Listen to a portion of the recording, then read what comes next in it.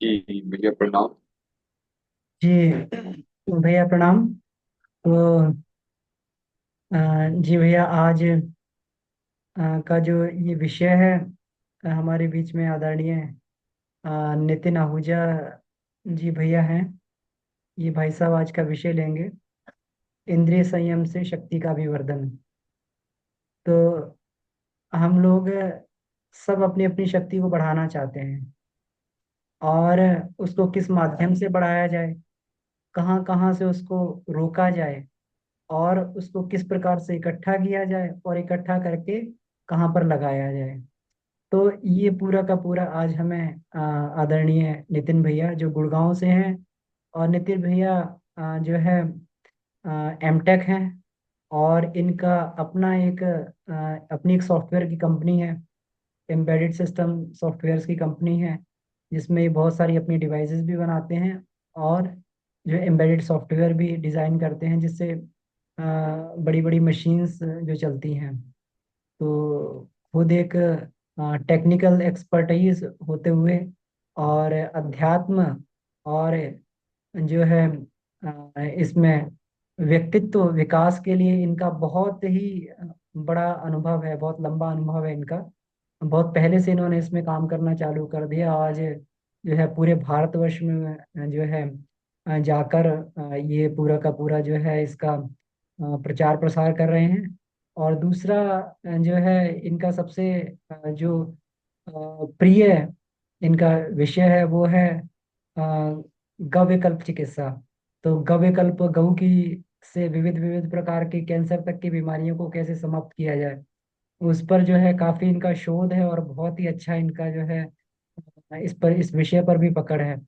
तो आज क्योंकि इनका विषय है कि इंद्रिय संयम के माध्यम से शक्ति का संवर्धन कैसे करें, तो मेरा निवेदन है नितिन भैया से कि वो कृपया आज का जो विषय है उस पर कृपया अ, हम सभी को उस पर मार्गदर्शन करें। जी नितिन भैया, धन्यवाद। जी भैया प्रणाम। हाँ, आपका बहुत बहुत धन्यवाद। तो जो कुछ हमने सीखा है आपसे, बाबूजी से और गुरुदेव के मार्गदर्शन में उनके साहित्य से जो भी पाया है, तो जी उसी को ही जो है तो उसी को ही हम रखने का प्रयास करते हैं। जी, एक और निवेदन भी है। जी तो भैया। कृपया जी गायत्री मंत्र से हम लोग जो है इसको जी अवश्य। विषय प्रारंभ करेंगे। धन्यवाद जी। भैया जी। जी भैया धन्यवाद। तो आइए गायत्री मंत्र के साथ में आज की इस कक्षा का शुभारंभ करते हैं। ओ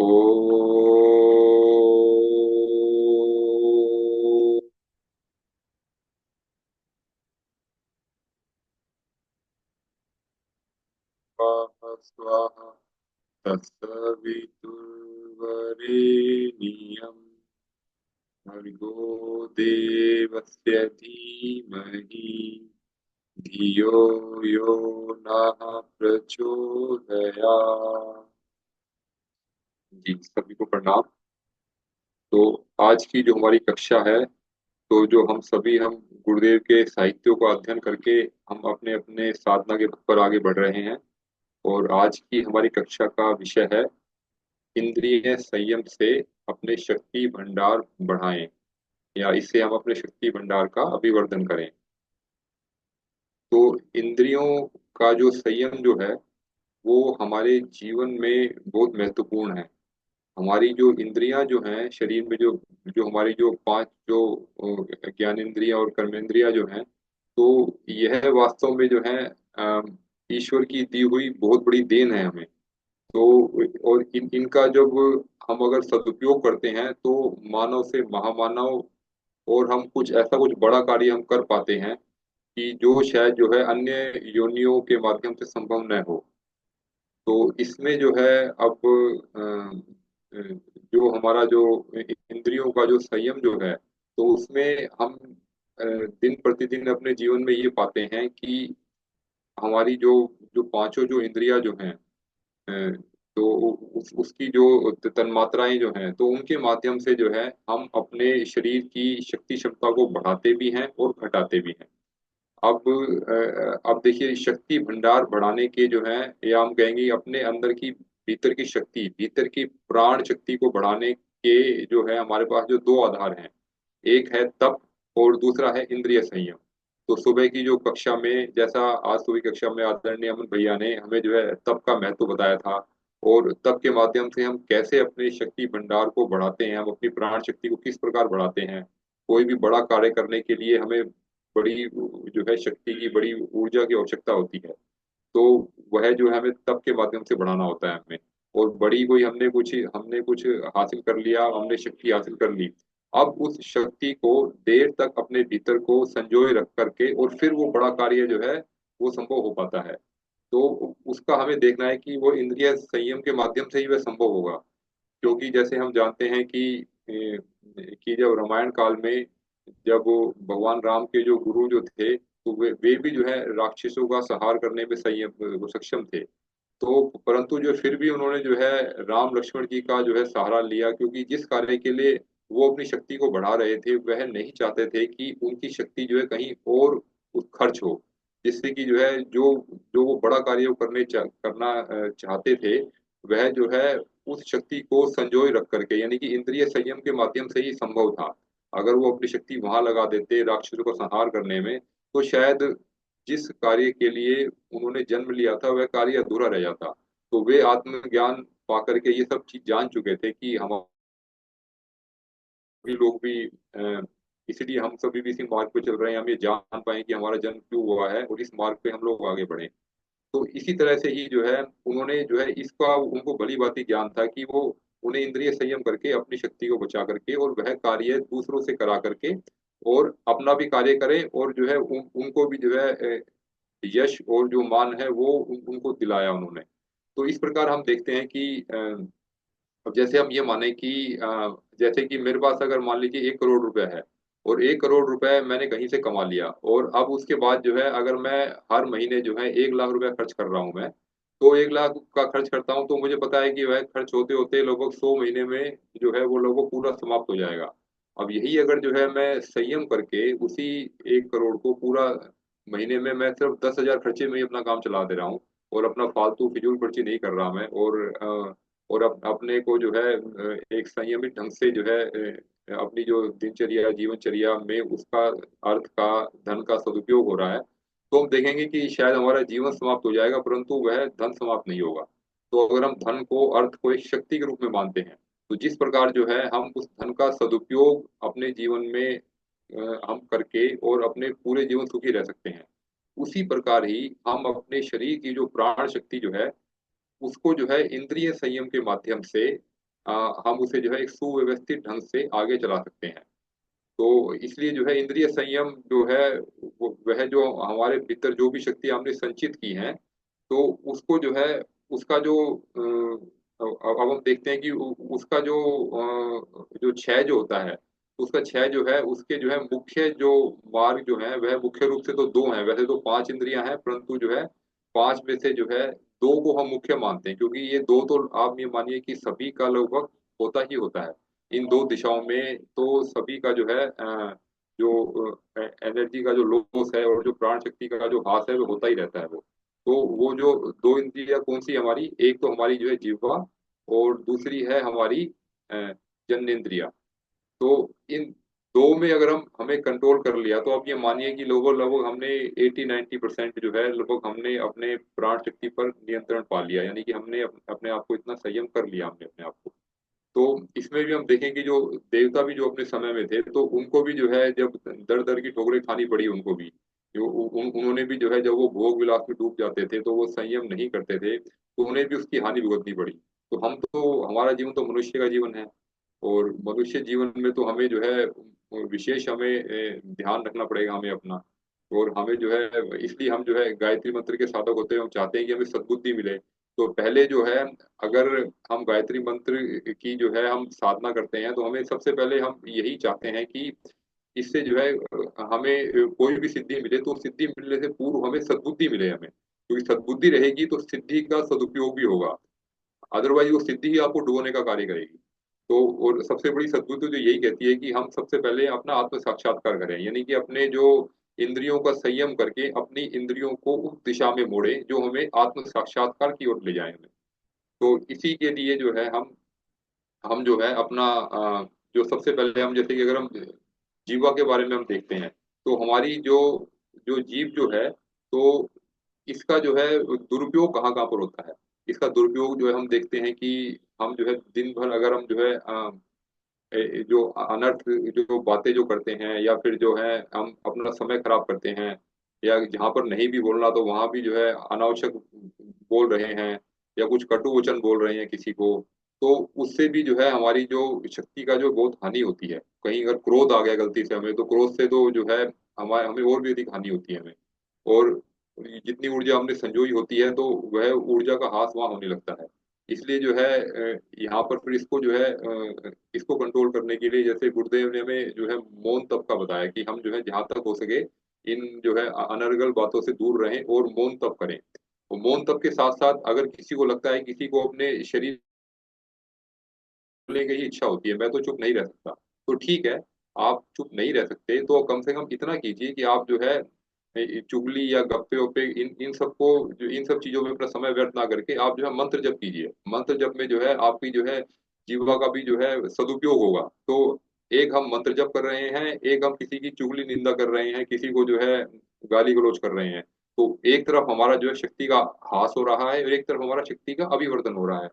तो मंत्र जप का तो विज्ञान यही है कि हमारे शरीर में जो अलग अलग जो मर्म बिंदु जो है उन पे जो कंपन उत्पन्न होता है, तो वही जो है जो जीवा के सदुपयोग से जो है हमारा जो उसका जो वहां से जो एक जो बड़ी शक्ति का जो हाथ हो रहा था, तो हम वहां पर उसको कंट्रोल करने में, उसको नियंत्रण करने में कामयाब रहते हैं। तो हमें जो है बोलना भी है, तो इस दिशा में हम अपनी ऊर्जा को लगाएं।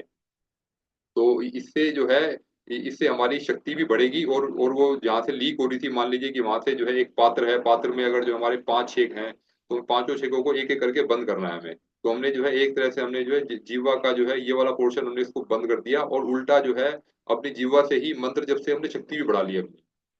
अब हम दूसरी तरफ हम देखते हैं कि जो जिह्वा का जो दूसरा जो असंयम जो है वो है इसका जो है चटोरापन। यानी कि हम जो है स्वाद के आकर्षण में आकर के हम कुछ ऐसी वस्तुएं चीजें खा लेते हैं, जो कि पहले तो हमें जो है वो मजा देती हैं, फिर वही मजा हमारे लिए सजा बन जाता है। तो हमें ये देखना है कि जो हम खा रहे हैं वह हमारे लिए कितना उपयुक्त है। और और जो है उसको स्वाद के वशीभूत होकर के तो नहीं खा रहे हैं हम। अब अभी हम अक्सर क्या करते हैं कि इसमें जो है हम जो भोजन जब हम करते हैं, तो भोजन में भी ध्यान का जुड़ना आवश्यक है। हम भोजन में ध्यान नहीं करते हैं, हम बेहोशी की हालत में खा रहे होते हैं। तो बेहोशी की हालत में क्या होता है कि जो उसका जो एक स्वाद का जो एक नशा जो होता है वो हम पर हावी हो जाता है। क्योंकि हमें यह नहीं पता कि जो है हम जो जो भी हम जो कर रहे हैं भोजन, तो उसमें जो है हमारा पेट भी अगर हम ध्यान दें, तो हम जो है उससे अधिक ध्यान हमारा स्वाद का रहता है। हमारा हमारा जो जीभ जो है उसमें इतनी खो जाती है, इतनी बेहोश हो जाती है कि उससे जो है स्वाद के अलावा वो सूझता ही नहीं कुछ। वो फिर बाद में पता लगता है कि अभी तो हमने ओवर डाइट कर लिया हमने। तो हमने जब जरूरत से ज्यादा खा लिया, तो फिर जो है उसका जो है थोड़े से हमने जो है जीभ पर हमारे लिए वो भोजन जो कुछ मिनट के लिए रहा, कुछ मिनट के लिए, फिर हमें वो कुछ घंटों तक हमें वो परेशान करता रहता है वही भोजन। जब पेट में जब अधिक आ गया, तो फिर जो है उसको जो है डाइजेस्ट करने के लिए शरीर की जो ऊर्जा जो है वो उसमें लग जाती है उसके अंदर। तो एक तो भोजन से हमें ऊर्जा लेनी थी हमें, परंतु ऊर्जा लेने की बजाय जो है यह तो जो है अपने शरीर की ऊर्जा को ही और खा गया भोजन। कुछ ऐसे जो है भारी भोजन हम खा लेते हैं, कुछ नॉन वेज खा लेते हैं, या जब हमारा शरीर कमजोर होता है उस समय भी हम हल्का भोजन ना करके कुछ भारी भोजन ले लेते हैं, मसाले वाला भोजन ले लेते हैं। तो इन सब चीजों पर जब हम जो है नियंत्रण करेंगे और होश पूर्वक इस पर विचार विमर्श करेंगे, तो हम जो है ये पाएंगे कि इस तरह जो है धीरे धीरे जो है अपने इन पर कंट्रोल करते जा रहे हैं। और फिर इसका जो दुष्परिणाम जो है वह हमें जो है नहीं भुगतने पड़ेंगे हमें। तो एक बार देखिए, एक बार जो है इस तरह का एक प्रसंग आता है कि एक बार जो है आरोग्य के देवता भगवान धन्वंतरी जब काशी में वागभट जी को उपदेश दे रहे थे। तो वागभट जी को हम सब जानते हैं कि वागभट जी जो है उन्होंने आयुर्वेद में जो है गहन रिसर्च किया है। आज जो भी आयुर्वेद का जो विज्ञान जो हम जो जानते हैं, वो जो है वो जो वागभट जी और जो उनके जो गुरु जो हैं, उन्हीं की देन है। तो उन्होंने जो है वागभट जी ने क्या किया कि अपने गुरु के ज्ञान को एक सरल रूप में हमारे सामने रखा। जैसे गुरुदेव के ज्ञान को आज जो है आदरणीय बाबूजी हमारे सामने सरल रूप में रख रहे हैं, यही कार्य जो है वागभट जी ने भी किया। तो एक बार जो है उन्होंने जो है अब जब आरोग्य के देवता जब आए हैं तो उनसे मिलने का सौभाग्य मिला, तो उन्होंने जो है एक प्रश्न पूछा धन्वंतरी जी से कि जो है स्वस्थ कौन रहता है। अब ये प्रश्न जो है आज के समय में भी उतना ही महत्वपूर्ण है जितना उस समय रहा होगा, क्योंकि देखिए जो स्वस्थ जो है स्वास्थ्य जो है प्रत्येक व्यक्ति को चाहिए, चाहे वह जो है स्थूल शरीर का स्वास्थ्य हो, सूक्ष्म शरीर का हो, कारण शरीर का हो, परंतु उसका आधार तो स्थूल शरीर से ही शुरू होता है। तो जो है तो सबसे पहले जो हम उस एंगल से देखते हैं कि उसी के लिए जो उन्होंने जो आयुर्वेद के जो विज्ञान को जो हमें दिया, तो उसके आधार पर उन्होंने जानना चाहा कि स्वस्थ कौन रहता है। तो धन्वंतरी ने जो है बहुत आसान शब्दों में उनका उत्तर दिया। भगवान धन्वंतरी जी कहते हैं कि मितभुक ऋतभुक हितभुक, बस इतना शब्द बोल करके और उन्होंने अपनी वाणी को विराम दे दिया। तो अब इतने से ही देखिए उन्होंने जो है पूरा अर्थ निकाल लिया, और पूरा जो है इतना बड़ा उन्होंने जो आयुर्वेद का विज्ञान जो भी दिया, तो वह उसी के आधार पे दे दिया है इतना सब कुछ। हाँ, उन्होंने अपने शोध भी किए, अपनी मेहनत भी करी है अपनी, वो भी ठीक है, परंतु एक कहीं से हिंट मिला तो उस हिंट को जो है अपने ऊपर प्रैक्टिकल करके उसे पचा करके और एक सरल रूप में एक सामान्य जन को देना, यह भी एक बहुत बड़ा कार्य था जो कि आदरणीय वाघभट जी ने हम सबको दिया। तो इसमें सबसे पहले हमारा आता है मिथ बुक। मिथ बुक का अर्थ क्या है कि जो है हम जो है भोजन जो हम करें तो मिताहार करें। मिताहार मतलब हम जो अपने जो जितनी भी हमें भूख है, भूख का जो है हम लगभग आधा पेट हम भोजन करें। तो जो हमारा जो आधा पेट जो है वो सॉलिड भोजन के लिए, फिर एक चौथाई हिस्सा जो है वो जल के लिए, और एक चौथाई हिस्सा जो है वह हमारी वायु के लिए। तो इस तरह से जब हम भोजन करते हैं तो यह जो है ये बहुत ही उपयुक्त भोजन है। और इसके बारे में मिथ बुक के बारे में जो है बहुत अच्छी बात आई है इसमें। अब हमने जब योग कुंडलिनी उपनिषद में जब हमने पढ़ा था, जब आदरणीय बाबूजी ने हमें बताया था, तो उस समय आपने ध्यान दिया होगा तो उसमें जो है कुंडलिनी जागरण के लिए जो सबसे महत्वपूर्ण जो नियम जो है वो मिताहार का नियम है। यानी कि साधक को मिताहारी होना चाहिए। मिताहारी क्यों होना चाहिए? क्योंकि देखिए जब भोजन की मात्रा जब इस प्रकार रहेगी कि हमारा जो है आधे पेट हमारे भोजन लिया, फिर एक चौथाई भोजन जल के लिए और एक चौथाई वायु के लिए, तो वायु के लिए हमने रखा, तो उस परिस्थिति में क्या होगा कि हमारा जो भोजन जो है वो डाइजेस्ट इजीली हो जाएगा। और डाइजेस्ट जो है उसको जो है हमारे जो पेट को और हमारे शरीर के अंग और उनको अधिक मेहनत नहीं करनी पड़ेगी। मिताहारी भोजन लेने पर आप देखेंगे कि जिन जो लोग जो है ये बोलते हैं कि हमें भोजन खाते ही नींद आती है, नींद की समस्या अधिक होती है, नींद की समस्या भी दूर हो जाएगी इससे, उस या फिर नींद जो है काफी कम हो जाएगी उसके अंदर। तो और धीरे धीरे आप देखेंगे कि फिर नींद आना भी समाप्त हो जाएगा। जैसे दोपहर का भोजन अगर हम थोड़ा हैवी खाते हैं, अगर आप देखिए हल्का भोजन लेंगे तो उसका विज्ञान क्या होता है, हल्के और भारी भोजन का विज्ञान ये है कि जब हम जो है हल्का भोजन ले रहे हैं तो अगर हमारे शरीर के अंदर इतनी प्राण शक्ति इतनी ऊर्जा विद्यमान है कि उस भोजन को जो है आराम से वो डाइजेस्ट कर पा रही है वो, तो उस समय क्या होता है कि जो है हमारा शरीर की सारी गतिविधियां सामान्य रूप से चलती रहती है हमारी। परंतु अगर हमारे शरीर में इतनी ऊर्जा नहीं है, हमने अपनी प्राण शक्ति को कहीं और भी, हम दिन रात जो कार्य कर रहे हैं अपने ऑफिस में कार्य कर रहे हैं, अपनी प्राण शक्ति को हमने वहां पर लगा दिया, और उसके बाद में अब हमने हैवी भोजन भी खा लिया, तो हैवी भोजन को पचाने के लिए वो क्षमता आपके पास नहीं है कि आप अपना दिमागी काम भी करें, अपना ऑफिस का काम भी करें, और आप जो है भोजन को पचा भी लें। तो इसलिए क्या करता है शरीर शरीर क्या करता है कि शरीर जो है ब्लड का जो फ्लो जो है वो जो है मस्तिष्क में कम हो जाता है और पेट की तरफ अधिक होता है, क्योंकि अभी जो है पेट में भोजन है और भोजन को पचाने के लिए अधिक मात्रा में ऊर्जा की आवश्यकता है, क्योंकि आपने भोजन जरूरत से अधिक लिया है। तो सारा का सारा जो ब्लड का जो फ्लो जो है वो पेट की तरफ हो जाएगा। और ब्लड का फ्लो पेट की तरफ होने के कारण जो है यहाँ पर जो है जब ब्लड की कमी होगी तो हमें एक थकान सी महसूस होगी, झपकी सी आएगी, हमें लगता है कि मस्तिष्क हमारा कम काम कर रहा है, हमारा हमें एक रेस्ट की आवश्यकता है। फिर हम देखते हैं कि थोड़ी देर में जो है हम 15-20 मिनट की एक झपकी ले लेते हैं, या कुछ लोग आधा एक घंटे की लेते हैं झपकी, तो उसके बाद जो है उनका शरीर फिर से फ्रेश हो जाता है, क्योंकि भोजन को डाइजेस्ट करने के लिए जो एक जो पीक अमाउंट में जो ऊर्जा जो प्राण शक्ति जो रिक्वायर थी वो उसने ब्लड से अपने शरीर से वो खींच करके और भोजन को डाइजेस्ट करने के लिए जो थोड़ा एक सपोर्ट दे दिया। अब वो जो है वहां पर उसकी ऊर्जा की जो जरूरत है वहां कम हो गई है। तो अब वो फिर जो है जो हमारे जो शरीर के अंदर जो रक्त का जो प्रवाह सभी अंगों में सामान्य रूप से होने लगता है। सामान्य रूप से होने के कारण फिर हमारा मस्तिष्क में जब जो है यही सामान्य रूप से होता है, तो हमें जो फिर हमें थकान कम होती है, हमें लगता है कि हाँ भोजन भी अच्छा हो गया, और फिर हम जो है अपने कार्य को जो है अधिक क्षमता के साथ में कर पाते हैं। जिन लोगों को नींद भी आ रही है, भोजन भी अधिक कर लिया है, तो आप देखेंगे कि वो अगर कोई कार्य करने बैठेंगे, कोई उनका विशेष रूप से अगर उनका मस्तिष्क वाला कार्य है, तो उस कार्य में उनको लगेगा कि आधे घंटे के काम को 1 घंटे में हो रहा है हमारा। इससे अच्छा ऑप्शन ये है कि हम अच्छा है कि 15 मिनट की हम झपकी ले लें। झपकी लेने से जो है हमें जो है जो वहां बढ़ जाएगी हमारी, क्योंकि जब जिस समय में ऊर्जा की जहाँ आवश्यकता है हमने उस ऊर्जा को वहां पर खर्च किया, और जो है हमने अपनी ऊर्जा का सदुपयोग किया। अब क्या कर रहे हैं कि आप ब्रेन से काम ले रहे हैं, आपके ब्रेन में क्षमता नहीं है अभी, क्योंकि ब्लड का फ्लो सारा पेट की तरफ है, भोजन ज्यादा खा लिया हमने। तो उस अवस्था में जो है हमारा जो है काम करने की क्षमता भी कम हो जाती है हमारी। तो ये जो है इस तरह से हम देखते हैं कि, और दूसरा इसका पक्ष हम देखते हैं, ये तो हमारा शारीरिक पक्ष है। और मिताहार का जो है आध्यात्मिक पक्ष भी है। आध्यात्मिक पक्ष में हम देखते हैं कि जब हम कुंडलिनी जागरण में मिताहार के नियम का यूज करते हैं, जैसा कि योग कुंडलिनी उपनिषद में हमें बताया गया है, तो योग कुंडलिनी उपनिषद के अनुसार जब कुंडलिनी शक्ति हमारी जगती है, जब हम कुछ ऐसी क्रियाएं करते हैं कुंडलिनी जागरण की, जैसे शक्ति चालनी ले लीजिए आप। तो शक्ति चालनी जो क्रिया जो है वो हम शक्ति को चला करके ऊपर की तरफ ले जाते हैं। तो शक्ति को चलाने के लिए भी एक शक्ति की आवश्यकता है। और दूसरा यह है कि अब देखिए, शक्ति को चलाने की शक्ति की आवश्यकता है, तो हमने जो है शक्ति चालनी से जो है हमने भोजन, अगर आपने जो है मिताहार रूप में लिया, यानी कि हल्का भोजन लिया, आपने आधा पेट भोजन लिया, तो अब जो है हमारी जो शक्ति जो है हमारी ऊपर चलने लगेगी जब, तो ऊपर जब वो चलने लगी शक्ति हमारी, तो अब जब वो मणिपुर से ऊपर जब जाने लगेगी, तो अब अगर हमारा हल्का भोजन होगा तो जितना भोजन हमने किया है वो समझिए कि वो उसको जो है उस शक्ति को ऊपर उठाने में उस ऊर्जा का उसने सदुपयोग कर लिया। अब उसके अंदर जो है वो ऊर्जा कम बची है, तो अब वो ऊपर के कोशों में, यानी कि ऊपर के चक्रों में जब हमारा जो प्राण जब गमन करता है, तो उस अवस्था में जो है अब हल्का भोजन जब हल्का रहेगा तो पेट आपका हल्का रहेगा, तो एक तरह से जो है जो हल्कापन जो है वो उस शक्ति को ऊपर उठने में सपोर्ट करता है। अगर यही हमारा जो भारी भोजन रहेगा तो आप ये पाएंगे कि हमारी जो शक्ति जो है, हमारी कुंडली शक्ति जो है वह जो है ऊपर ना उठ करके, और आपका जो पेट ही इतना भारीपन रहेगा, आपको लगेगा कि जो मेरी शक्ति ऊपर उठ रही है, परंतु जो कोई मुझे नीचे खींच रहा है, कुछ मुझे भारीपन लग रहा है, मुझे नीचे खींच रहा है कोई मुझे।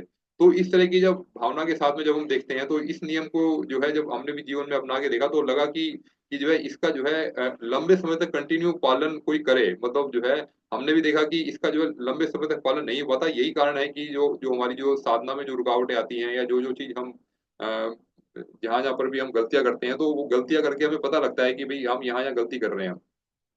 तो यही हमने जो है हम ये देखते थे कि जब कुंडली जागरण के प्रैक्टिकल करके और भारी पेट अधिक भोजन खाने के बाद प्रैक्टिकल करते हैं, तो उसके बाद में जो है वो नींद और भारीपन, और वो जो है वो ऊपर के चक्रों में गमन नहीं होने देता, क्योंकि ऊपर के चक्रों में गमन करने के लिए जो है ऊपर देखिए फ्रीक्वेंसी अधिक होती है, और नीचे जो है ग्रेविटी या भारीपन अधिक है। तो भोजन में भी जो है भारीपन होता है। तो अब देखिए हल्का भोजन करना इसलिए भी आवश्यक है क्योंकि शरीर को ऊर्जा चाहिए।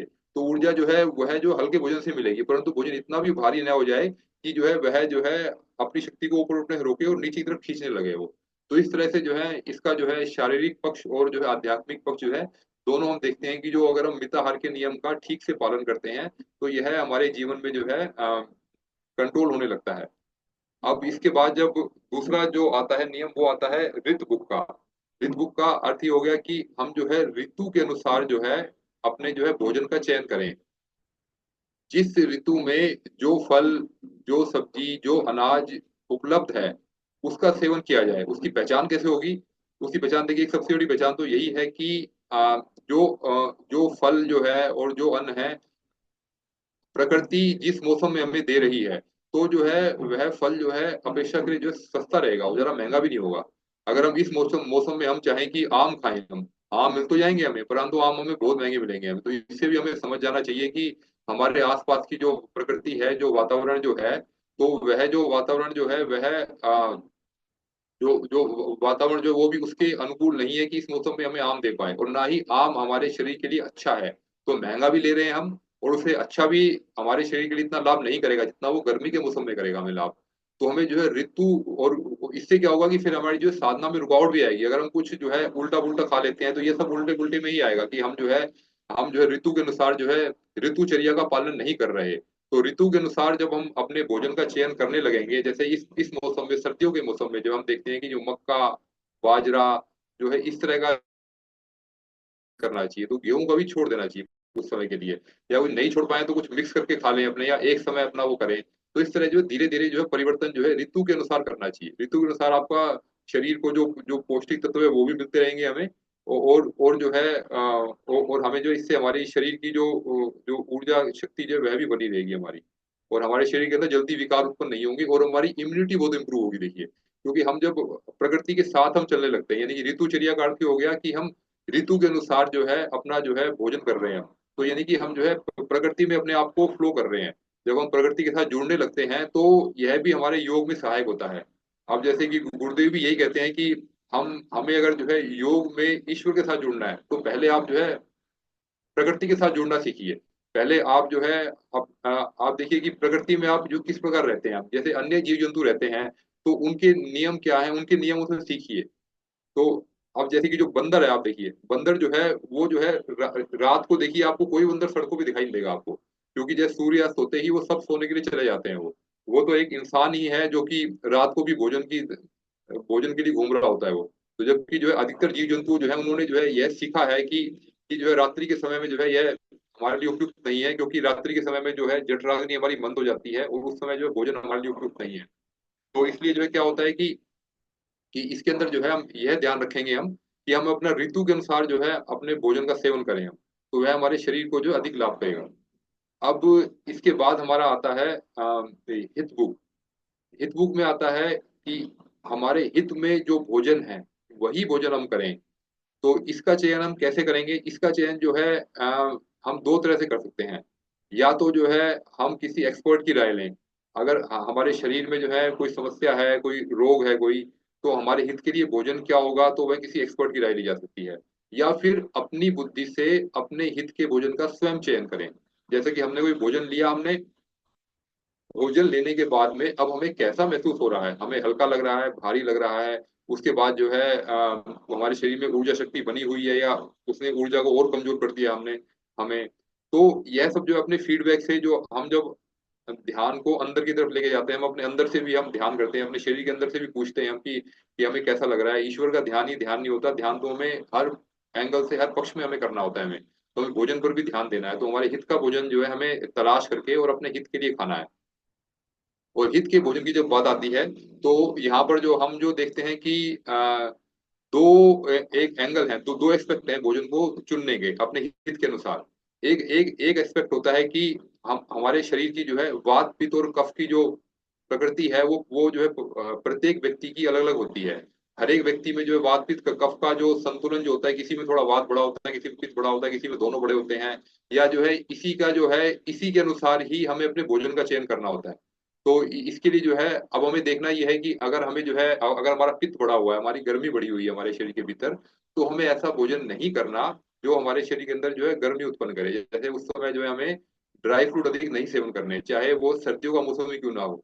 जिनकी जो गर्मियाँ जिनको जो शरीर में गर्मी बढ़ जाती है और उनको गर्मी के कारण साइड इफेक्ट होते हैं, पेट में जलन रहती है, एसिडिटी की समस्या रहती है, तो उन्हें अपना जो है भोजन के चयन करने में ये सावधानी रखनी है कि उन्हें जो है अपना भोजन इस तरह लेना है कि वो गर्मी को ना बढ़ाए। वो तो अगर आपको ड्राई फ्रूट खाना ही है तो उसको भिगो दीजिए, यानी कि अग्नि में थोड़ा जल डाल दीजिए। अग्नि में जल, ड्राई फ्रूट में जब हम जल डालेंगे तो भीग करके जो है उसके अंदर जो है अब अग्नि कम हो जाएगी और जल तत्व तो बढ़ जाएगा। तो ऐसी अवस्था में अब उस ड्राई फ्रूट को खाएंगे भिगो करके तो वो आपको इतना नुकसान नहीं करेगा। ऐसे ही जो है अब जिनका जो है वात बढ़ा हुआ है तो वो जो है रात्रि के समय भोजन ना करें, और रात्रि के समय भोजन करें भी तो बहुत हल्का भोजन करें। और कोशिश करें कि सूर्यास्त से पहले भोजन हो जाना चाहिए। जो बुजुर्ग लोग होते हैं उनके अक्सर घुटनों में, जोड़ों में और जो है ज्वाइंट्स में जो है अक्सर दर्द होता है। तो यह जो है जो वात के रोग हैं सारे, तो ये वात के रोग है, यानी कि इनका वात विकृत है, तो वो वात को विकृत करने वाला भोजन न करें। तो जो है एक पक्ष ये है हमारा कि हम अपना जो भोजन का जो चयन जो है वो वात पित्त कफ को देखते हुए अपने शरीर अनुसार जो है ऐसा भोजन हम चूज करें कि जिससे जो वात या पित्त या कफ हमारे शरीर के भीतर बैलेंस रहे। तो एक एंगल हित बुक का देखने का ये है। दूसरा जो है हित बुक भोजन का देखने का एंगल है सत रज और तम। अपने जो भोजन का जो चयन जो है वो हम जो है हम हमें ये भोजन हमें ये देखना है कि हमें जो भोजन जो है हमें सात्विक करना है, राजसिक करना है, तामसिक करना है। जो जो लोग जो है जिनको युद्ध में जाना है, जिनको आर्मी में करना है, तो उनको तामसिक भोजन करना ही उनके लिए उपयुक्त रहेगा। तो जो साधना के मार्ग में लगे हुए हैं उनके लिए सात्विक भोजन करना अच्छा है। तो इसी प्रकार जो है जो हमारा जो राजसिक भोजन है वो भी एक विशेष वर्ग के लोगों के लिए और वो भी लाभदायक रहेगा। तो अब हमें यह देखना है कि अगर हम हमारे शरीर में रोग भी हैं और हमें जो साधना भी करना है हमें, तो अब हमें अपने शरीर के हिसाब से ऐसा भोजन लेना है कि जो हमारे शरीर में वात पित्त कफ को बैलेंस करे और वो सात्विक भी हो। तो हमें ऐसे ऐसे भोजन का चयन करना है। तो इसका भी जो है इसका चयन जो है हम किसी एक्सपर्ट के साथ में मिलकर कर सकते हैं। और यहाँ पर भी जो है हमारे साथ में जो है वो काफी एक्सपर्ट हैं। हम हमारे साथ में आदरणीय डॉक्टर साहब हैं, दीदी हैं, तो उन सबका भी अनुभव काफी अच्छा है, तो वो इसमें जो हमें अच्छा गाइड कर सकते हैं हमें। तो इस प्रकार हम देखते हैं कि हम जो है मिथ बुक, रित बुक और हित बुक, इन तीन नियमों को अपने जीवन में प्रैक्टिकली जब हम उतारने लगते हैं, तो हम यह देखते हैं कि जो है हमारी जो साधना में उछाल मिलता है हमें, क्योंकि हमें लगता है कि जो सबसे बड़ी जो रुकावट जो आज के समय में जो साधना में जो होती है वो हमारे जो है अन्नमय कोश के कारण ही होती है। क्योंकि अगर अन्नमय कोश अगर मजबूत हो गया, उसका आधार मजबूत हो गया, तो उसी के ऊपर ही जो बाकी की बिल्डिंग बननी है हमारी, यानी कि प्राण में, मनोमय, विज्ञान में, आनंद में, तो बाकी की बिल्डिंग उसी पर ही टिकी हुई है। अगर वो ही हिल रहा है तो हमारा ध्यान भी जो है वो भी जो है वो भी जो हमारा एक तरह से जो अच्छे से लग नहीं पाएगा, डामाडोल होता रहेगा उसके अंदर हमारा। तो इसलिए जो है हमें ये करना है कि हमें अपने अन्नमय कोश को मजबूत करना है, और उसके लिए हमें जो है स्वास्थ्य का विशेष रूप से ध्यान रखना है अपने। और उसमें जो है हमारा जो इंद्रिय संयम है, तो हमारा जो है ये आया हमारा इसके अंदर। अब इसके बाद हम देखते हैं कि अब हमारा जो शरीर जो है हमारा, उसके लिए देखिए उतना ही आहार लें जितना जो है हम हमारे लिए जरूरी है। तो यह सब जो है, यह सब उसी के अंदर ही सब हमारा आ जाता है। तो अब देखिए, क्योंकि फिर आगे इसमें आता है कि जैसे जैसा हम अन्न लेंगे उसी के अनुसार ही हमारा मन बनेगा हमारा। तो मन का जो जो भी हमारा निर्माण जो होता है वो अन्न के आधार पर ही होता है हमारा। तो इस प्रकार हम देखते हैं कि हम जो है भोजन में इस प्रकार कंट्रोल करके, और हम अपनी जीवा के माध्यम से जो हमें जो क्षरण हो रहा था प्राणों का, उसे हम कंट्रोल करने में सक्षम रहते हैं। अब इसके बाद हमारा आता है दूसरा जो संयम जो हमारा आता है, वो है जनेंद्रिय का संयम। तो जनेंद्रिया जो है, यह भी जो हमारे शरीर का जो है महत्वपूर्ण अंग ऑर्गन है। अब देखिए कि जहाँ पर जो है स्थूल शरीर और सूक्ष्म शरीर के बीच का जो मिलन बिंदु है, वो हम मानते हैं कि पुरुषों और स्त्रियों में जो है वो वीर्य और रज है।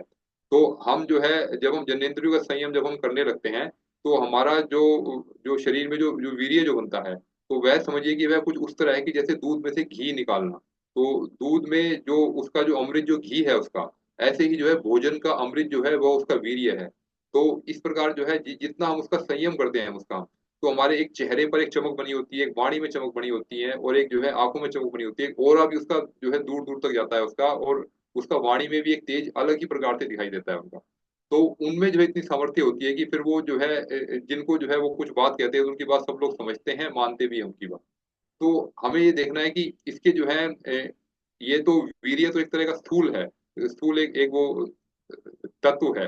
तो ये समझिए कि ये जो है जो जो हमारे जो स्थूल शरीर का जो है अंतिम तत्व है मान लीजिए। इसके बाद जो है यहाँ से जो हमारे सूक्ष्म जगत की यात्रा शुरू होती है। जब यही जो वीर्य जो है इसका जो तेज जो है इसका तेज जो है जब परिवर्तित होकर के, और इसी के माध्यम से जो है वो ऊपर उठने लगता है, कुंडलिनी शक्ति को ऊपर उठाता है जब ये, तो फिर यही जो है जो जो हमारा जो तेज जो है यह फिर जो है अन्य अन्य जो प्रतिभाएं जो हमारे शरीर में होती हैं उसके माध्यम से जो है यह दिखाई देने लगता है। तो कोई तो बड़े वैज्ञानिक बन जाते हैं, कोई जो है बड़े फिलोसफर बन जाते हैं, कोई जो इतना बड़ा काम कर जाते हैं जो सामान्य व्यक्ति के लिए संभव ही नहीं था। तो वह सब जो है जो हमारा जो जनेंद्रियों का संयम जो है उसके माध्यम से संभव हो पाता है। तो इसके लिए भी में जो है तंत्र महाविज्ञान का भी सहारा लिया है। तो वो बताते थे कि वो जानते थे कि जो है इस समय में जो जब मनुष्यों के आसपास जब इतनी विपरीत परिस्थितियां हैं, आसपास जो है इतनी भटकाने वाली जो विषय वस्तुएं जो भी हमारे सामने जो इतनी जो आसपास जो चिंतन जो है इतना वो नेगेटिव हो चुका है, जो मीडिया और जो आसपास के लोग जो है वो इतना नेगेटिव चिंतन हो गया है। तो उस समय जो है जनेंद्रियों का संयम करना जो है आज के समय में लगता है कि जो है संभव हो ही नहीं पाएगा। तो इसके लिए जो फिर उन्होंने बताया है कि हम जो है तंत्र महाविज्ञान का भी सहारा ले सकते हैं हम, या फिर जो है इसके लिए जो है आरण्यक उपनिषद में भी आया है। बृहद आरण्यक उपनिषद भी अगर हम जानेंगे तो उसमें हमें यह पता लगेगा कि हम जो संभोग करते समय भी जो है हमारा वीर्य क्षरण न हो, और हमारी जो है उससे उससे हमारा शक्ति हमारी घटे नहीं, उल्टा बढ़े। तो इसके भी जो कुछ नियम है, जो जिन्होंने उसको बृहद आरण्यक उपनिषद को समझा, जाना और अपने जीवन में प्रैक्टिकल किया, उतारा, उसे ये चीज समझ में आएगी कि हाँ वास्तव में यह भी संभव है कि हम जो है संभोग का आनंद भी लें, और उसके बावजूद भी जो हमारे शरीर से जो शक्ति का क्षरण भी न हो। परंतु उसकी भी जो है एक जो है एक सीमा होनी चाहिए। ऐसा नहीं है कि जो है उसमें भी हम जो है हम जो है उसको बिल्कुल ही अनियंत्रित तरीके से कर रहे हैं। उसको भी नियंत्रित ढंग से हम करेंगे तो वह चीज, जैसे अभी हमने देखा ना कि जो वाणी जो है हमारी, वाणी जो है हम जो गलत जो भाषा जो बोल रही थी, जो जो किसी को गुस्से से क्रोध से बोल रही थी, तो वही जो जीवा तो वही है, परंतु वही जो हमारे प्राणों को क्षरण कर रही थी। वो परंतु जब उससे मंत्र जप होने लगा तो उसने हमारी शक्ति को बढ़ा दिया। अब इसी प्रकार जो है, जब हमने जो क्योंकि जो अब जो काम भी एक तरह की शक्ति है, अगर हमने काम शक्ति का दुरुपयोग किया तो यह हमें जो है कहीं का नहीं छोड़ेगी, हमें जो है नीचे तक गिरा देगी हमें। परंतु हमने इस काम शक्ति का सदुपयोग किया, उस ज्ञान को समझा, उस विज्ञान को जाना और उसको अपने जीवन में उतारा, उसका प्रैक्टिकल किया, तो हम देखेंगे कि जो है वास्तव में जो काम शक्ति है बहुत बड़ी शक्ति है। इसका जो है, इसका जो ऊर्ध्वगमन हमने किया और इसका जो ट्रांसफॉर्मेशन जब हमने कर दिया इसके माध्यम से, चाहे वो तंत्र महाविज्ञान से या उपनिषद में जो तरीका बताया है बृहदारण्यक उसके माध्यम से, तो हम देखेंगे कि जो है हमारे जीवन में आनंद आनंद के अलावा कुछ रह ही नहीं जाएगा कुछ।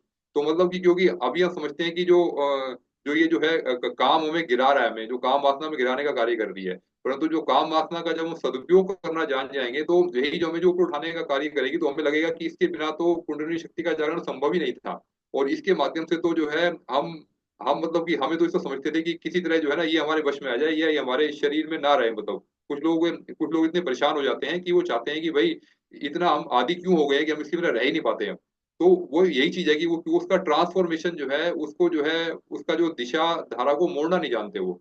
तो उसका जान लेंगे तो जानेंगे ही इतनी बड़ी शक्ति है कि यह हमारे शरीर में इतना बड़ा बदलाव ला सकती है हमारा। जब देखिए कुंडलिनी जगती है तो शरीर के सारे रोगों को भस्म कर देती है वो। तो उसमें जो है यही जो काम शक्ति का ही जो है महत्वपूर्ण रोल होता है उसके अंदर हमारा। तो काम शक्ति ही वास्तव में कुंडलिनी शक्ति के रूप में जागृत होकर के और सभी रोगों को भस्म कर रही है। और हमारा जो है, जो हमारे जो चेतनात्मक स्तर का जो विकास जो हमारा हो रहा है, चेतना का जो ऊर्ध्वगमन जो हो रहा है, चेतना का जो विकास जो हो रहा है, तो यह सब जो है इसके माध्यम से संभव हो पाता है हमारे शरीर के अंदर। तो जैसे इसके और भी उदाहरण आते हैं कि जैसे कि इसमें आता है कि जैसे कि जो जो सांप जो होता है, उसके अगर उसके ऊपर से अगर वो मणि निकाल दी जाए तो वो बिल्कुल छूज हो जाता है। इसी प्रकार जो है जब हम अपने जो है जनेंद्रियों का जो है संयम नहीं करते तो हमारे भीतर भी जो है ऐसी जो है दुर्बलता बनी होती है, चाहे बाहर से वो कितना ही हट्टा कट्टा पहलवान दिखाई दे, परंतु वास्तव में अंदर से वो खोखला होता है वो। उसके अंदर जो प्राण शक्ति बहुत ही कम होती है और उसके अंदर की इम्यूनिटी इतनी कम हो जाती है कि वो छोटे छोटे मौसम परिवर्तन होते हैं या फिर जो है कुछ थोड़ा बहुत भी परिवर्तन हो गया, गर्मी सर्दी अधिक ज्यादा हो गई तो उसके अनुरूप भी जो है उसको वो समस्या होने लगती है, उसको एलर्जी जल्दी होने लगती है और उसको किसी दूसरे से ही रोग जल्दी पकड़ने लगते हैं उसको। तो इसके बारे में एक शब्द में यह समझना चाहिए कि जो कामुक व्यक्ति जो है वह कभी निरोग रह ही नहीं सकता। और यही जो है जो कामुक व्यक्ति जो है अगर अपनी जो है काम शक्ति का ऊर्ध्वगमन कर ले, उसका ट्रांसफॉर्म कर दे, तो वो जो है पूरी तरह से जो है वह जो है वो स्वस्थ भी रहेगा और अपना जो है चेतना के स्तर का भी ऊर्ध्वगमन करता रहेगा। अब हम आगे देखते हैं जैसे कि इसमें जो हमारा आता है कि जो है जब हमें ब्रह्मचर्य का जो हमें जो ध्यान रखने वाली बात जो आती है कि जो जनेंद्रिय पर जो संयम जब हमें करना है, तो अक्सर कहा जाता है कि हमें ब्रह्मचर्य का पालन करना चाहिए। परंतु ब्रह्मचर्य की जो वास्तविक परिभाषा जो है, जो जो गुरुदेव ने बताई जो हमें और जो आदरणीय बाबूजी के माध्यम से जो हमें मिली, तो इसका जो है अर्थ ये होता है कि ब्रह्म में चरण करना ही ब्रह्मचर्य है। अगर हम जो है अगर हम जो फोर्सफुली अगर हम अपने आप को रोक रहे हैं और हमारे मन में कुविचार चल रहे हैं, हमारे मन के अंदर वासना के विचार चल रहे हैं, तो इससे अच्छा तो ये है कि जो है हम संभोग ही कर लें, क्योंकि वो जो विचार जो आपको अंदर ही अंदर से खोखला किए जा रहे हैं आपको, तो या तो उसका जो है हम रूपांतरण करने का नियम समझ लें उसको। तो दूसरा उसमें यह है कि जब हम जो है संभोग करते समय भी अगर हम जो उसको ईश्वर का कार्य मान के कर रहे हैं, तो वह भी जो है ब्रह्मचर्य के अंदर ही आएगा वो। तो यह जो है ये परिभाषा जो है सुनने में अजीब लगती है, परंतु जो है पहले के लोग जो है इस नियम को जानते थे वो, तो इसी नियम के आधार पर ही जो है वो ब्रह्मचर्य में रह करके अपने अपनी जो है अपनी काम शक्ति से अपनी शक्ति को बढ़ा लिया करते थे। और जो है देखिए इसमें तो ना यहाँ तक भी हमने बात सुनी थी कि कुछ लोग ऐसा बोलते थे, कि बुजुर्ग लोग ऐसा बोलते थे कि जो है हमने तो जो है पूरी रात्रि भर हमने संभोग किया और फिर भी जो है हमें जो है शक्ति का क्षरण नहीं हुआ, फिर भी और पूरे दिन भर वो काम कर रहा है व्यक्ति वो, और वो पूरी ऊर्जा के साथ काम कर रहा है वो। इसका मतलब ये है कि कुछ ना कुछ ऐसा नियम अवश्य है, कुछ ना कुछ ऐसी चीज अवश्य थी जो वो जानते थे, जो आज के समय में छूटी हुई है, जिससे हम अनभिज्ञ हैं हम। तो क्योंकि आप देखिए कि रात्रि भर हम अगर जाग भी लें तो जागने के बाद भी हमें काम करने में कितनी दिक्कत आती है हमें, हम दिन भर हम अपना कार्य नहीं कर पाते अच्छे से हम। परंतु वो तो ये बोलते थे कि रात्रि भर उसने संभोग किया उसने, और जो है उसके बावजूद भी जो है उसकी ऊर्जा ऊर्जा का जो है लेवल बना रहा और वो दिन भर उसने काम भी किया, रात्रि में भी आनंद लिया, दिन में और भी आनंद ले रहा है, अपने काम का भी खूब आनंद लिया उसने।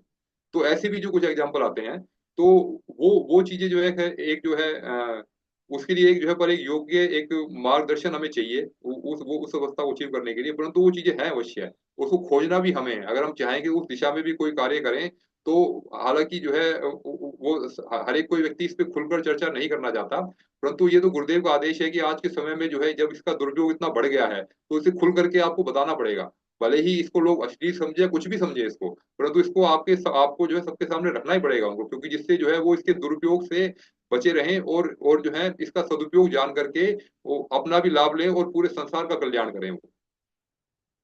तो इसलिए जो है ये चीज देखिए, ये जो दो जो हमारे जो संयम जो थे ये इतने महत्वपूर्ण है हमारे। तो अब हम देखते हैं कि इसके अलावा जो हमारी जो अन्य जो इंद्रियां जो हैं वह भी जो है हमारी बहुत ही कुछ लोगों को जो है इन दो से अधिक समस्या नहीं होती, परंतु उनको अन्य इंद्रियों की समस्या होती है।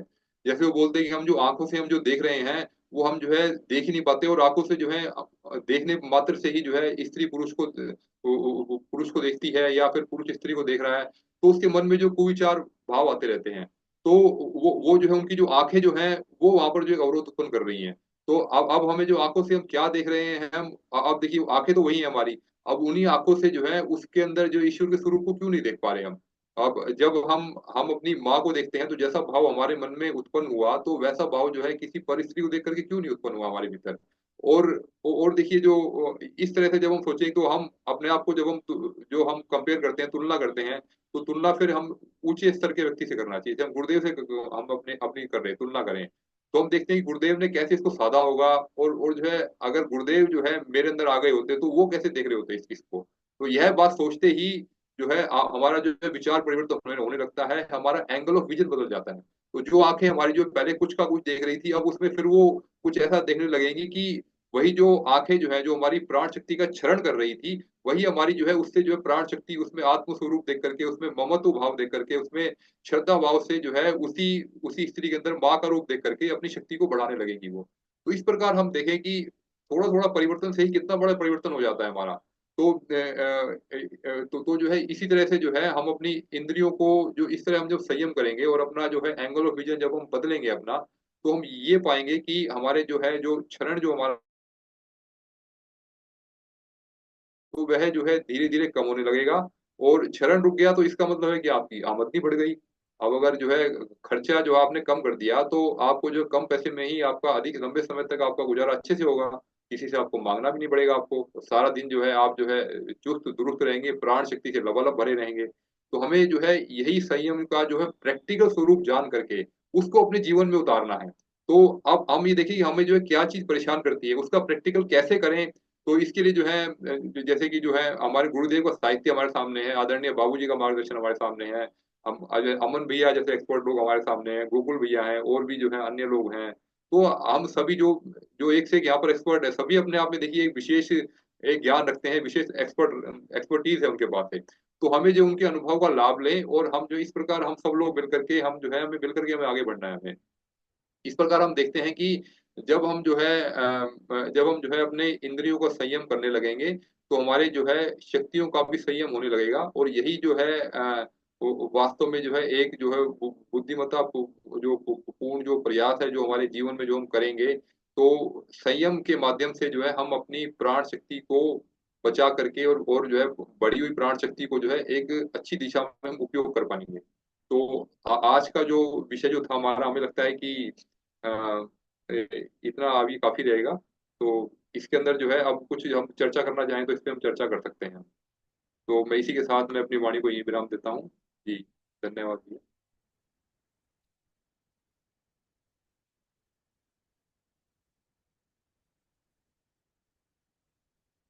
अब या तो किन्हीं को कुछ अपने अनुभव हैं तो वो अपने अनुभव भी साझा कर सकते हैं,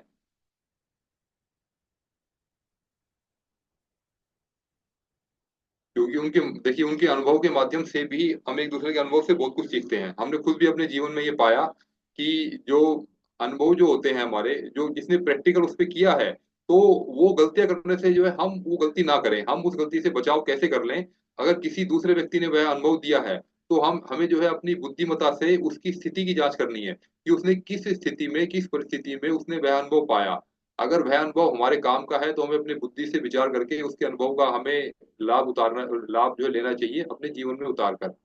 और अगर लगता है कि उसकी स्थिति अलग थी, मेरी स्थिति अलग है, तो हम कुछ और नई तरीके से हमें खोज करनी चाहिए उसकी।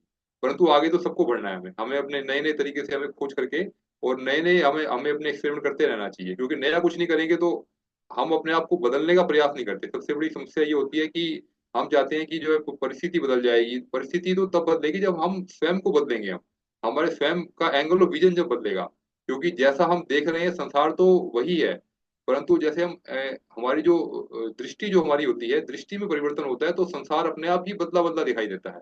आज जो संसार में लगता है कि सारे यहाँ पर जो है गलत लोग हैं, सारे हमें परेशान करने वाले लोग हैं, वो यही संसार में जब हम देखते हैं कि इतने अच्छे अच्छे लोग भी हैं जो इतना अच्छा अच्छा कार्य कर रहे हैं, हम उसके मुकाबले कुछ भी कार्य नहीं कर पा रहे। हम जैसे जो लोग सेवा भाव से वो लोग लगे हुए हैं, जैसे बाबूजी किस तरह से जो है वो जगह जगह जा करके जो है अपना व्याख्यान दे रहे हैं, तो उसके मुकाबले हम देखते हैं कि हम इतना क्यों नहीं कर पा रहे। हम तो अब जैसे हमारे जो आदरणीय अ, जो अमन भैया जो है, या फिर जो है हमारे जो आदरणीय केडी जो जोशी जी हैं, जो भाई साहब जो हैं, तो वो जो है देखिए उन्होंने अपना पूरा जीवन अपनी सेवा में किस प्रकार खपा दिया उन्होंने। और उन्होंने ये किस प्रकार उन्होंने जो इस तरह के कार्य जो किए उन्होंने, तो हमें लगता है कि उसके उसकी तुलना में तो जो हमने ऐसा कुछ किया ही नहीं अभी। तो इसलिए जो है ये सब चीजें जो है हमें जो है प्रेरणा देती है हमें आगे बढ़ने के लिए। हमें तो इन्हीं सबसे मार्गदर्शन पा करके हमें आगे बढ़ते रहना चाहिए हमें। और हमें अपनी गलतियों का सुधार भी करना चाहिए, हमें जानना चाहिए कि हम जीवन में क्या क्या गलतियां करते हैं।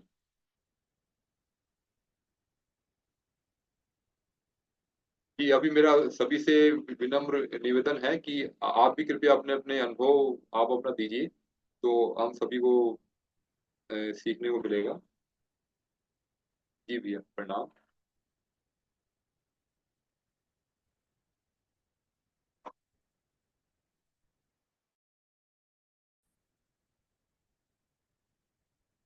जी भैया आवाज आ रही है आपको मेरी?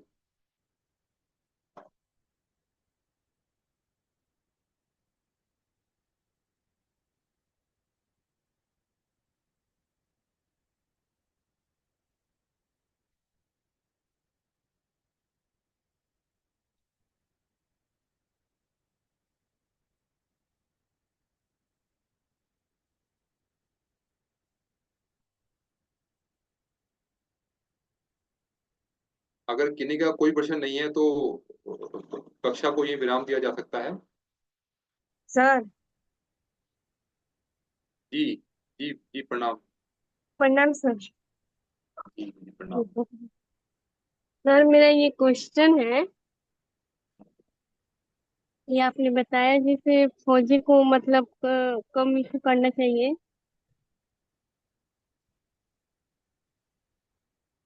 जी एक एक बार अपना रिपीट कर दीजिए, प्रश्न क्या प्रश्न है आपका? मेरा प्रश्न ये है सर कि आपने जैसे बताया फौजी को मतलब कम इशू करना चाहिए। हेलो। कि किसे कम करना चाहिए? भोजन को। भोजन को, जी जी हाँ जी। हाँ सर, तो वो मुझे थोड़ा समझ में नहीं आया।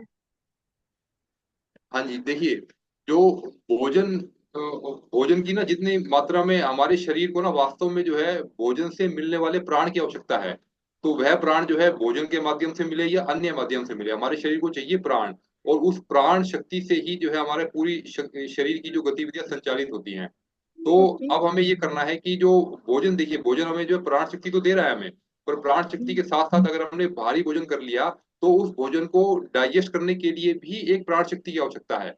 तो हमें यह कोशिश करनी है कि भोजन की मात्रा कम करने का अर्थ यह है कि अगर आप जो है ना भोजन को चबा चबा करके खाना शुरू करेंगे आप, तो आपको ये लगेगा कि जो भोजन जो है हम 4 रोटी से पेट भरता था हमारा, अब वो 3 रोटी से भरने लगा पेट हमारा। आप ये प्रैक्टिकल करके देखिए, आप अपने भोजन का जो ड्यूरेशन बढ़ा के देखिए कि जितना आपने, अगर आपने 10 मिनट में भोजन किया तो 10 मिनट के भोजन को 20 मिनट में ले जाइए, आप उसको चबा चबा के खाइए आप। तो आपको लगेगा कि जो है कम भोजन में ही जो है आपको जो है वो आपको जो उतनी उतनी ऊर्जा मिल गई। दूसरा ये है कि अब आपको हमें अपने शरीर की जांच ही करनी है कि कहीं भोजन खाने के बाद हमें सुस्ती आलस्य तो नहीं आता। सुस्ती और आलस आ रहा है तो इसका मतलब है कि या तो आपने जरूरत से ज्यादा भोजन लिया, या फिर आपने जो है भारी भोजन लिया जो आपके लिए जो है पचने के लिए आपके शरीर के अंदर वो क्षमता नहीं है पचाने की। तो इसलिए आपको वो आलस्य आ रहा है और आपको जो नींद आ रही है आपको, तो वो नींद आना अच्छी बात भी, ऐसी बात नहीं है। जो लोग जो लोग अधिक वो काम करते हैं, जो जिनका जो शारीरिक श्रम अधिक है, उनके लिए जो है भारी भोजन अच्छा है, तो क्योंकि उनको जो है नहीं तो बार बार खाना पड़ेगा उनको। तो वो जो है एक विशेष वर्ग की परिस्थिति के लोग जो है वो अपने भोजन का चयन कर सकते हैं। जैसे एक विद्यार्थी है, विद्यार्थी को जो है अधिक भोजन जो है वो नहीं करना चाहिए, क्योंकि जो जो एक जो स्टूडेंट लाइफ में जो हमारा होता है कि उसमें जो है जो अल्पहारी जो होता है, वो जो है वो ध्यान में भी अच्छे से मन लगा के कार्य कर पाएगा। तो भोजन पेट भरा होगा तो उसके अंदर क्या होगा कि जो है उसका जो है मन जो है पेट पे जाएगा बार बार, या तो उसको सुस्ती आएगी, नींद आएगी, या उसको लगेगा कि जो है ना उसको फिर थोड़े समय बाद उसको आराम मिलेगा, ऐसी बात नहीं है। जब उसका भोजन जब डाइजेस्ट हो जाएगा 1 घंटे 2 घंटे बाद, उसको फिर लगेगा कि हाँ मुझे ऊर्जा मिली है। और यही चीज अगर हम ध्यान रखें कि थोड़ा हल्का भोजन करेंगे, तो आपको भोजन खाने के जो है कुछ समय बाद से ही, मान लीजिए कि जो आलस आपको आधे घंटे का आलस आता था, अब आपको आलस वो 1 2 मिनट का आएगा सिर्फ। 1 2 मिनट के आलस आने के बाद आपको लगेगा कि अब मेरा शरीर थोड़ा फ्रेश लग रहा है। तो इसका प्रैक्टिकल करके देखिए आप, प्रैक्टिकल करने के बाद कुछ अगर समस्या आती है, कुछ मन में कुछ और कुछ डाउट होता है, तो वो आप रखेंगे तो उससे अधिक क्लियर होगी ये चीज। जी जी।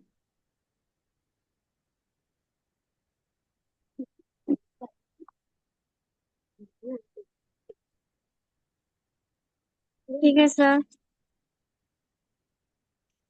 जी जी, प्रणाम। प्रणाम सर।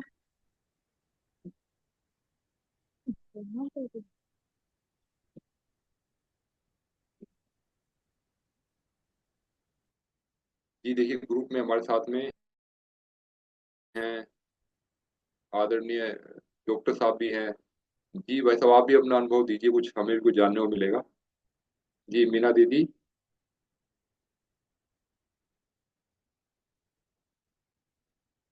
अमन भैया भी हैं, देखिए अमन भैया भी।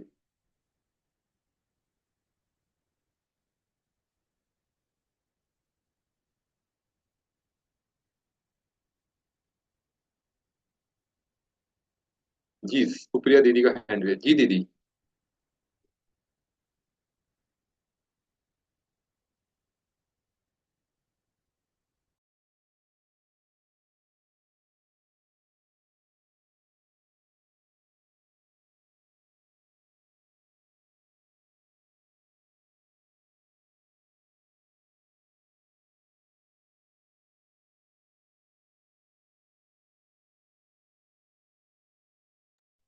जी दीदी, आप कुछ कहना चाह रही हैं? आपका हैंड रेज है आपका, आप अपने आप को अनम्यूट कीजिए।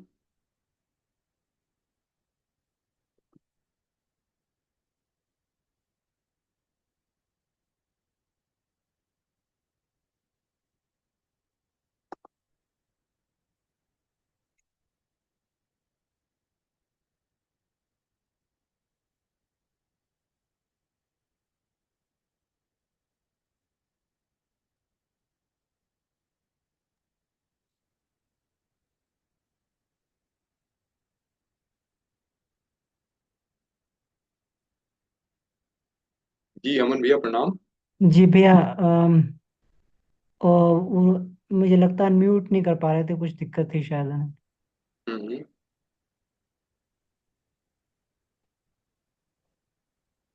जी तो इसमें अभी मेरा निवेदन है कि जो किन्हीं भी कोई प्रश्न इस विषय से संबंधित हो, तो आप अपना हैंड रेज कर सकते हैं, या फिर आप चैट में भी लिख के पूछ सकते हैं। इसमें यह सुप्रिया ठाकुर का है। हेलो सर, सच्चे फ्रेंड को कैसे पहचाने? जी सुप्रिया ठाकुर जी का है प्रश्न, कि सच्चे फ्रेंड को कैसे पहचाने। जी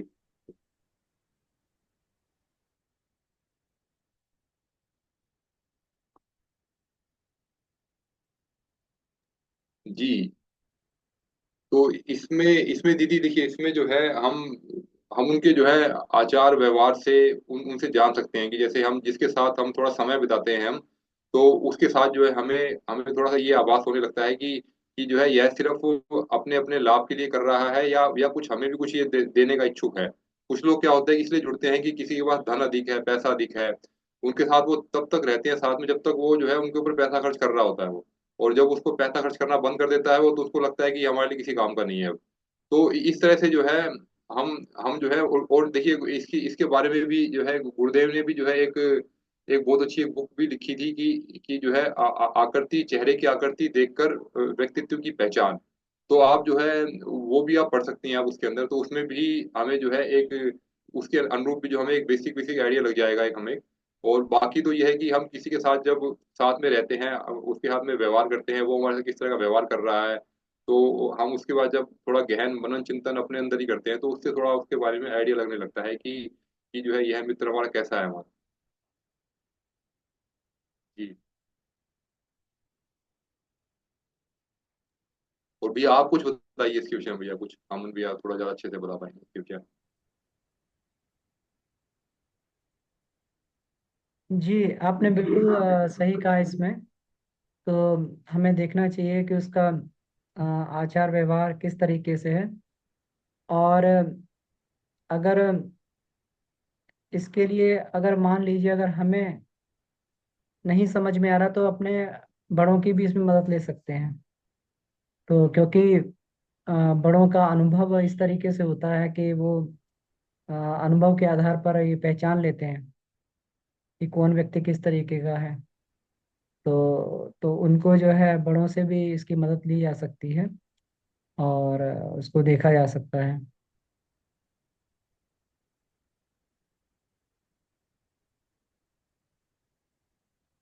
जी, जी, मीना मीना दीदी हैं।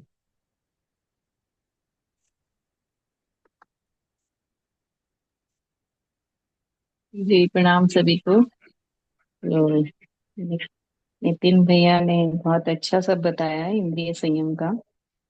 अ, जो वो पूछना चाह रही हैं प्रश्न, तो मुझे लगता है कि वो ना तो बड़ों से पूछ पा रही हैं इस बारे में, और ना ही वो खुद से डिसाइड कर पा रही हैं कि, तो इस वजह से उन्होंने ये प्रश्न रखा है। क्योंकि आजकल वैसे भी हम बड़ों से पूछने से झिझकते हैं, या कई बार हम असमंजस में होते हैं कि मन हमारा उसको पसंद कर रहा है, लेकिन किसी कारणवश हम कहीं डाउट में भी हैं कि ये सच में हमारे दोस्त हैं कि नहीं है। तो इसमें आप ये देखेंगे कि एक तो थोड़ा सा समय आपको निकालना होगा।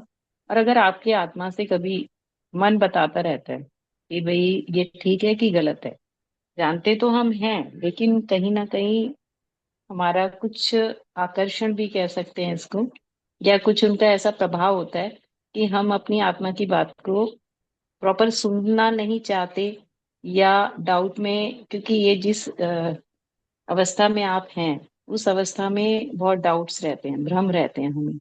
तो आप देखें, जैसे आपको आभास होता रहेगा। पहली बात तो ये है कि उन्हें ना तो आपकी शक्ल से, ना आपकी चीजों से, और ना ही आपके कुछ विशेष गुणों से लगाव हो। मतलब आजकल हम मित्र मानते हैं कि भाई इसने मेरी ये मदद कर दी, वो मदद कर दी। लेकिन मित्र वो होता है जो हमारे गलत आदतों को भी हमें बताता रहे, मतलब हमें क्रिटिसाइज भी करे। लेकिन हम क्रिटिसाइज वाले, जो हमें आलोचना करते हैं, वो हमें पसंद ही नहीं आते। हमें लगता है ये थोड़ी हमारा मित्र हो सकता है।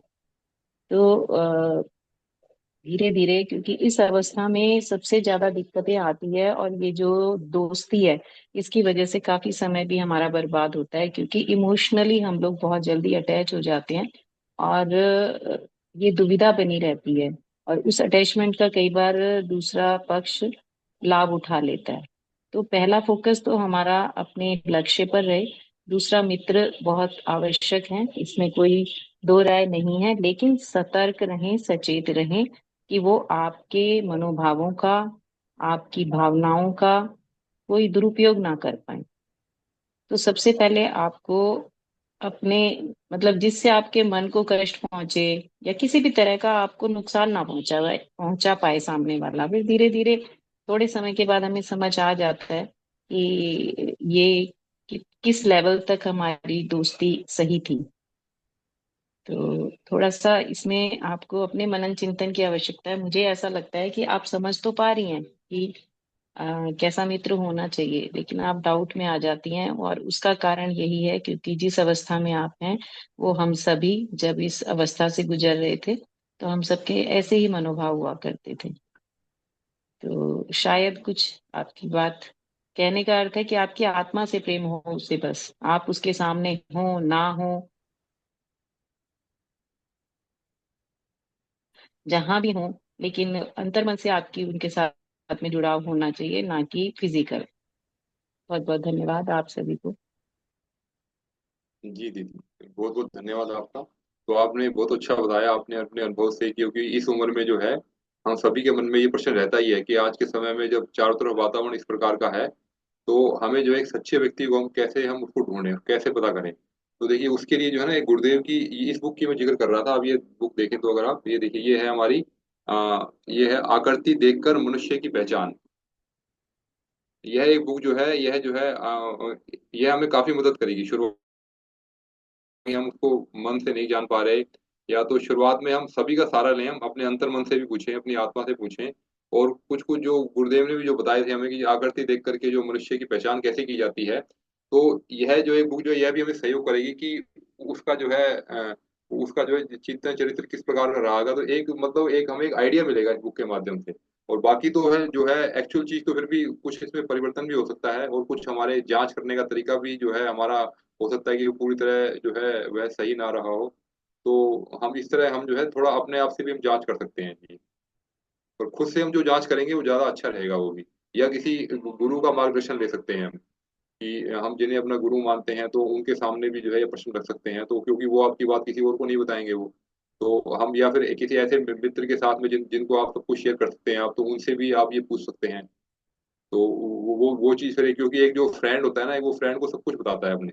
तो और क्योंकि उनको पता है कि ये यह जो हमारा जो मित्र जो है जीवन भर हमसे कभी वो नहीं करेगा, कभी मित्रता टूट भी गई तो भी जो है हमारी कोई ऐसी बातें किसी को नहीं बताएगा जो कि नहीं बताने लायक।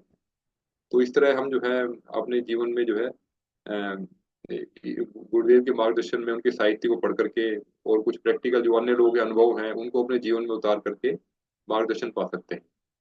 जी जी, धन्यवाद।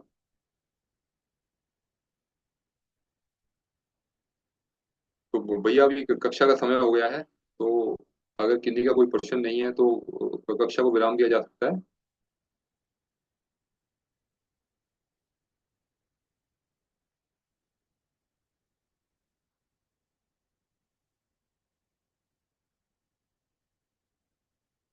जी, हमें लगता है अमन भैया भी आई नहीं दे रहे जी।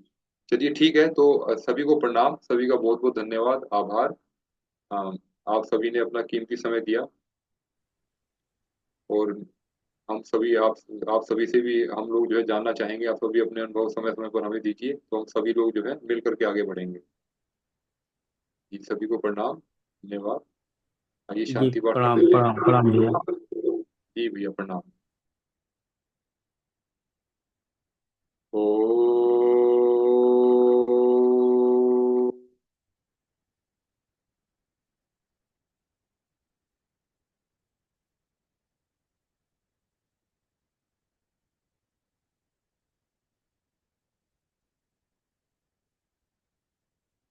शांति, शांति, शांति। जी, सभी को प्रणाम, बहुत बहुत धन्यवाद सभी।